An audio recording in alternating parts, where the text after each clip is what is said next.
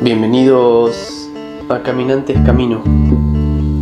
Abrimos página de Dogma y Ritual de la Alta Magia de Eliphas Levi. Mañana soleada y una vez más llena de sonidos nos vienen acompañando en estos audios. Vienen acompañando estas lecturas matinales un grupo abundante de chicharras. Entramos al capítulo número 4 de el Tetragramatón. Geburah Yesed Porta Librorum Elementa. Existen en la naturaleza dos fuerzas que producen un equilibrio, no obedeciendo los tres más que a una sola ley. He aquí el ternario, resumiéndose en la unidad, y agregando la idea de la unidad a la del ternario.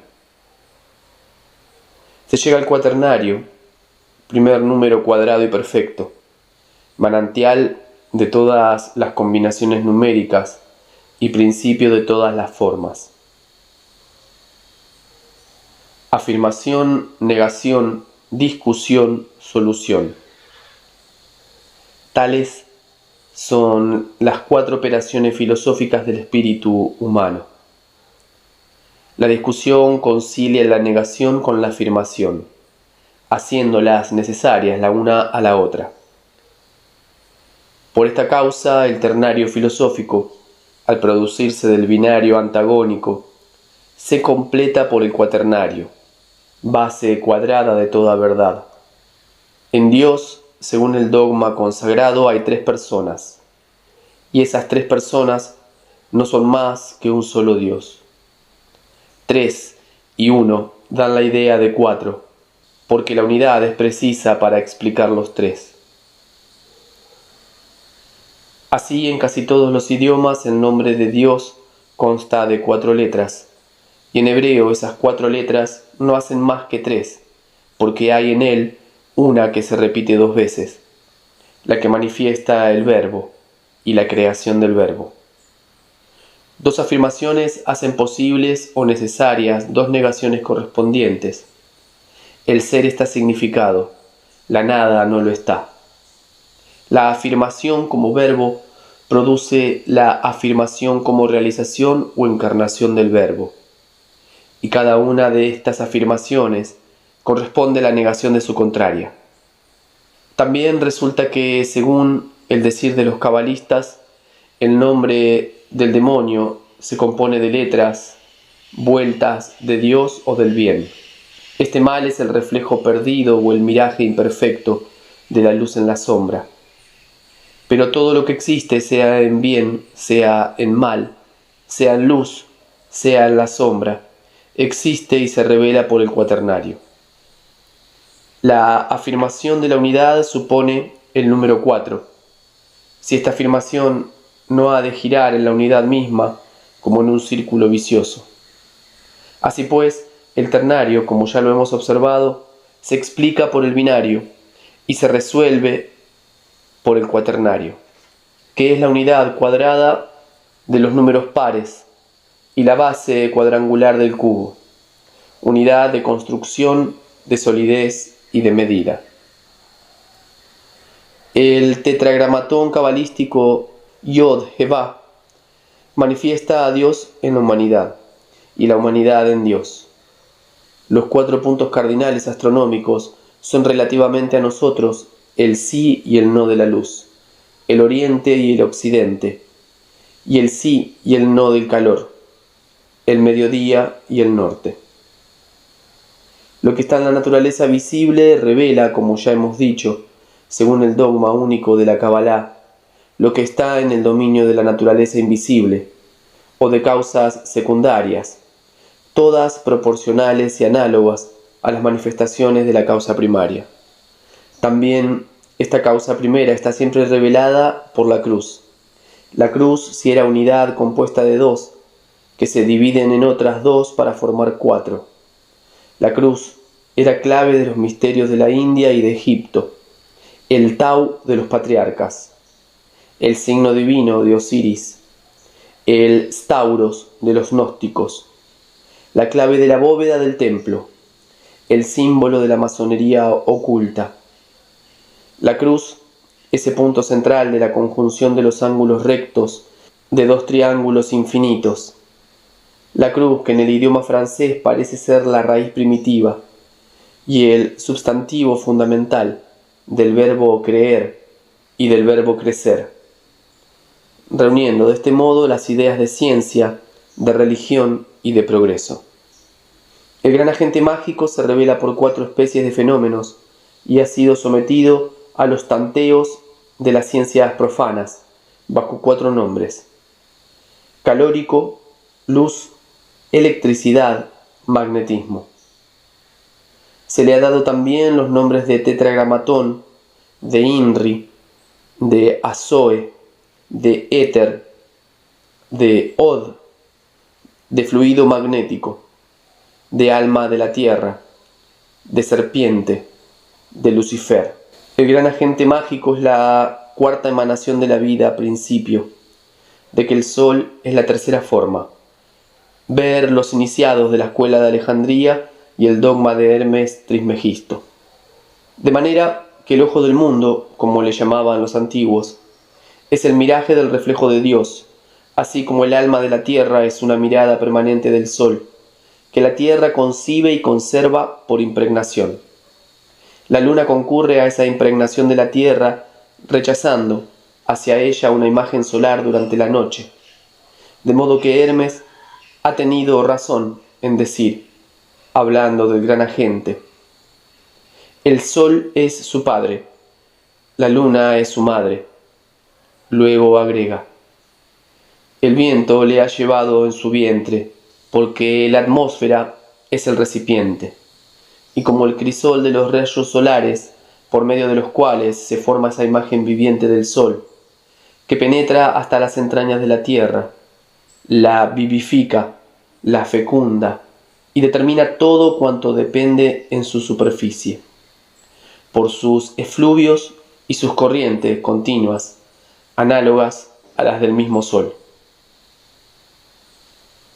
Este agente solar está vivificado por dos fuerzas contrarias, una de atracción y otra de proyección, lo que hace decir a Hermes que siempre sube y desciende. La fuerza de atracción se fija siempre en el centro de los cuerpos y la de proyección en los contornos o en su superficie. Es por esta doble fuerza por lo que todo está creado y todo subsiste.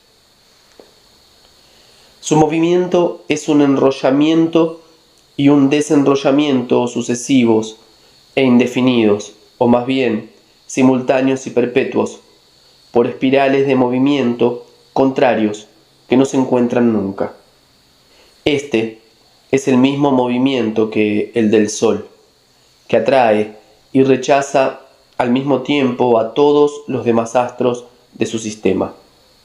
Conocer el movimiento de ese Sol terrestre afín y en forma de poder aprovechar sus corrientes y dirigirlas, es haber cumplido la gran obra y es ser dueño del mundo.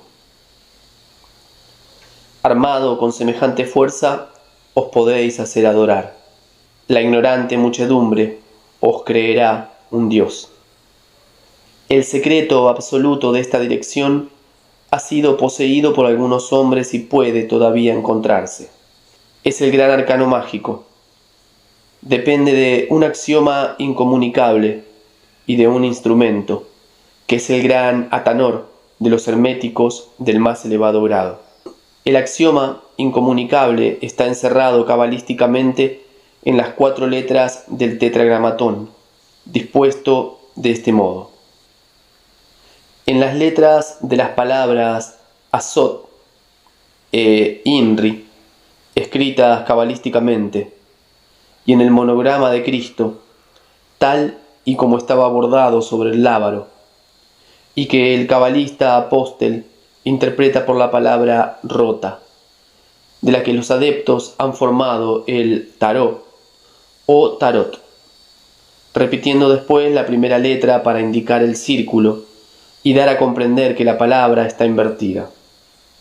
Toda la ciencia mágica estriba en el conocimiento de este secreto. El saber y osar sin servidumbre consiste la omnipotencia humana, pero el revelarla a un profano es perderla. Revelarla igualmente a un discípulo es abdicar en favor de ese discípulo, quien a partir de ese instante tiene derecho de vida y de muerte sobre su mismo iniciador. Hablo desde el punto de vista mágico. Y le dará muerte seguramente ante el temor de morir a su vez a sus manos. Esto no tiene nada de común con los actos calificados de asesinato en la legislación criminal. La filosofía práctica que sirve de base y punto de partida a nuestras leyes no admite los hechos de hechizos y de influencias ocultas.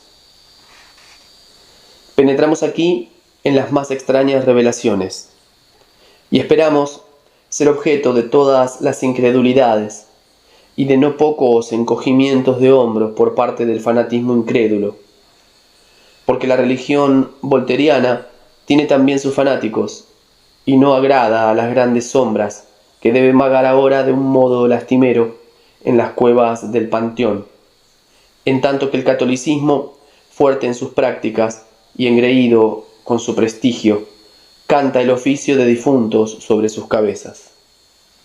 La palabra perfecta, la que es adecuada al pensamiento que manifiesta, contiene siempre virtualmente o supuesto un cuaternario, la idea y sus tres formas necesarias y correlativas, y también la imagen de la cosa manifestada con los tres términos de juicio que las califican. Cuando yo digo el ser existe, afirmo implícitamente que no existe la nada, una anchura que la altura divide geométricamente en dos, y una profundidad separada de la altura por la intersección de la anchura. He aquí el cuaternario natural compuesto de dos líneas que se cruzan. Existen también en la naturaleza cuatro movimientos producidos por dos fuerzas, que se sostienen una a otra por su tendencia en sentido contrario.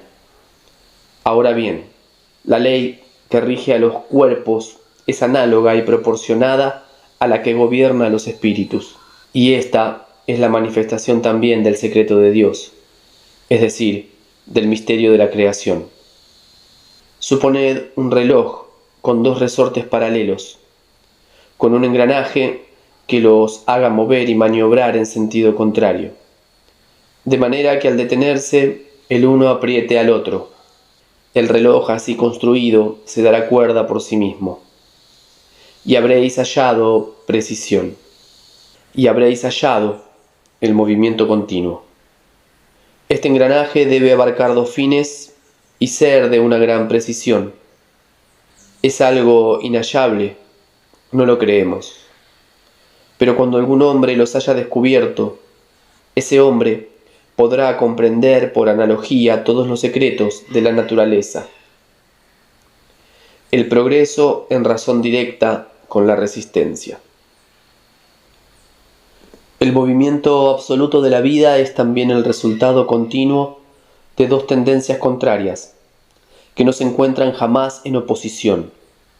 Cuando una de ambas parece ceder a la otra, es un resorte que toma fuerza, y podéis seguramente esperar y confiar en una reacción, de la que es muy posible prever el momento y hasta determinar el carácter.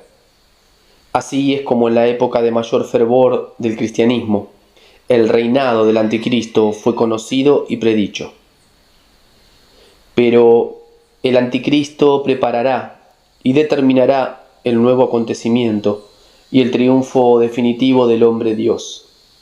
Esta es, una vez más, una conclusión rigurosa y cabalística contenida en las premisas evangélicas. Así, la profecía cristiana contiene una cuádruple revelación. Primero, caída del antiguo mundo y triunfo del Evangelio bajo el primer acontecimiento. Segundo, grande apostasía y venida del anticristo. Tercero, caída del anticristo y retorno a las ideas cristianas. Cuarto, triunfo definitivo del Evangelio o segundo acontecimiento, designado con el nombre de juicio final. Esta cuádruple profecía contiene, como puede verse, dos afirmaciones y dos negaciones. La idea de dos ruinas o muertes universales y de dos renacimientos. Porque a toda idea que aparece en el horizonte social se le puede asignar sin temores de incurrir en error un oriente y un occidente, un cenit y un nadir. Así es como la cruz filosófica es la llave de la profecía y como se puede abrir todas las puertas de la ciencia con el pentáculo de Ezequiel, cuyo centro es una estrella formada por el cruzamiento de dos cruces. ¿No se forma la vida humana también de estas tres fases o transformaciones sucesivas? Nacimiento, vida, muerte e inmortalidad. Y es advertir aquí que la inmortalidad del alma, necesitada como complemento del cuaternario, es cabalísticamente probada por la analogía, que es el dogma único de la religión verdaderamente universal, como es la llave de la ciencia y la ley inviolable de la naturaleza. La muerte, en efecto, no puede ser un fin absoluto, así como el nacimiento no puede ser un comienzo real. El nacimiento prueba la preexistencia del ser humano, puesto que nada puede producirse de nada, y la muerte prueba la inmortalidad, ya que el ser no puede cesar de ser, igual como la nada no puede cesar de no ser. Ser y nada son dos ideas absolutamente inconciliables, con esta diferencia, que la idea de la nada, idea completamente negativa, emana de la idea misma del ser, en la que la nada ni siquiera puede ser comprendida como una negación absoluta, en tanto que la idea del ser no puede nunca aproximarse a la nada, desde muy lejos que se tome. Decir que el mundo ha salido de la nada es proferir un monstruoso absurdo. Todo lo que es procede de lo que era. Por consecuencia, nada de lo que es podría jamás dejar de serlo. La sucesión de formas se produce por las alternativas del movimiento. Estos son fenómenos de la vida que se reemplazan unos a otros sin destruirse. Todo cambia, pero nada perece. El sol no muere cuando desaparece en el horizonte. Las formas, aun las más movibles, son inmortales y subsisten siempre en la permanencia de su razón de ser, que es la combinación de la luz con las potencias agregativas de las moléculas de la substancia primera. Así se conservan en el fluido astral y pueden ser evocadas y reproducidas a voluntad del sabio, como ya lo veremos cuando tratemos de la segunda vista y de la evocación de los recuerdos en la nigromancia y en otras operaciones mágicas. Volveremos también sobre el gran agente mágico en el cuarto capítulo del ritual, en donde acabaremos de indicar los caracteres del gran arcano y los medios de apoderarse de este formidable poder. Digamos aquí algunas palabras acerca de los 4 elementos mágicos y de los espíritus elementales.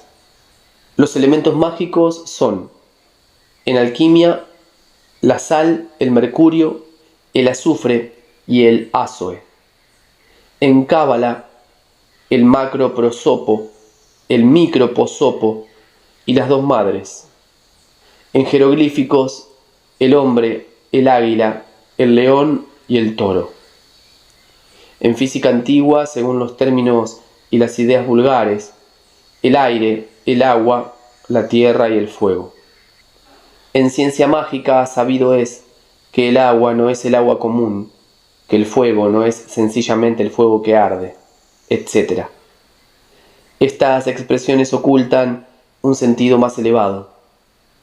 La ciencia moderna ha descompuesto estos 4 elementos de los antiguos y ha encontrado muchos cuerpos llamados simples por los científicos modernos. Lo que es simple es la substancia primitiva y propiamente dicha. No hay, pues, más que un material, y este elemento se manifiesta siempre por el cuaternario en sus formas. Conservaremos, por tanto, la sabia distinción de las apariencias elementales admitidas por los antiguos, y reconoceremos la tierra, el agua, el fuego y el aire como los 4 elementos positivos y visibles de la magia. Lo sutil y lo espeso, el disolvente rápido y el disolvente lento, o los instrumentos en caliente y en frío. Forman en física oculta los 2 principios positivos y los 2 principios negativos del cuaternario, y deben figurarse así: en una cruz, arriba, el ázoe, el águila, el aire; abajo, el sol, el toro, la tierra; a la izquierda, el azufre, el león, el fuego; a la derecha, el mercurio, el hombre, el agua. Así la tierra y el aire representan el principio macho, el fuego y el agua se refieren al principio hembra, puesto que la cruz filosófica de los pentáculos es, como ya lo hemos dicho, un jeroglífico primitivo y elemental del lingam de los gimnosofistas. A estas 4 formas de elementales corresponden las 4 ideas filosóficas siguientes: el espíritu, la materia, el movimiento, el reposo. Toda la ciencia está, en efecto, en la inteligencia de estas 4 cosas, que la alquimia reducía a 3: lo absoluto, lo fijo, lo volátil, y que la cábala atribuye a la idea misma de Dios, que es razón absoluta, necesidad y libertad. Triple noción manifestada en los libros de los hebreos, bajo los nombres de Keter, de Chokmah y de Binah. Para el mundo divino, de Tiferet, de Yesed y de Gébura, en el mundo moral. Y, en fin, de Yesod, Hod y Netzah, en el mundo físico, que con el mundo moral está contenido en la idea de reinado o Malkout. Explicaremos en el 10º capítulo de este libro esta teogonía, tan racional como sublime. Ahora bien, estando los espíritus creados llamados a la emancipación por medio de la prueba, están colocados, desde su nacimiento, entre estas 4 fuerzas, 2 positivas y 2 negativas, con la facultad de admitir o de negar el bien y escoger la vida o la muerte, encontrar el punto fijo, es decir, el centro moral de la cruz. Es el primer problema que se somete a su resolución. Su primera conquista debe ser la de su propia libertad. Comienzan, pues, a ser arrastrados los unos hacia el norte, los otros al sur. Estos al mediodía, algunos a la derecha y aquellos a la izquierda. Y mientras no son libres, no pueden hacer uso de la razón, ni encarnar de otro modo que en formas animales. Estos espíritus no emancipados, esclavos de los 4 elementos, son los que los cabalistas llaman demonios elementales y pueblan los elementos que corresponden a su estado de servidumbre. Existen, pues, realmente silfos, ondinas, gnomos y salamandras, los unos errantes y tratando de encarnar, y los otros ya encarnados y viviendo en la tierra. Estos son los hombres viciosos e imperfectos. Volveremos sobre este tema en el capítulo 15, que trata de los encantamientos y de los demonios. Es también una tradición de física oculta que hizo advertir a los antiguos la existencia de las 4 edades del mundo. Solamente que no se dice al vulgo que esas 4 edades debían ser sucesivas, como las 4 estaciones del año, y renovarse como éstas se renuevan. Pero todo esto se refiere al espíritu de profecía, y de ello hablaremos en el capítulo 9, que trata del iniciado y del vidente. Agregaremos ahora la unidad al cuaternario y tendremos conjunta y separadamente las ideas de la síntesis y del análisis divinos, el Dios de los iniciados y el Dios de los profanos. Aquí el dogma se populariza y se hace menos abstracto. El gran hierofante interviene. Final de la lectura del capítulo número 4. Muchas gracias por la compañía. Nos encontramos en la próxima aventura para abrir página del capítulo número 5, el pentagrama. Geburah Etze.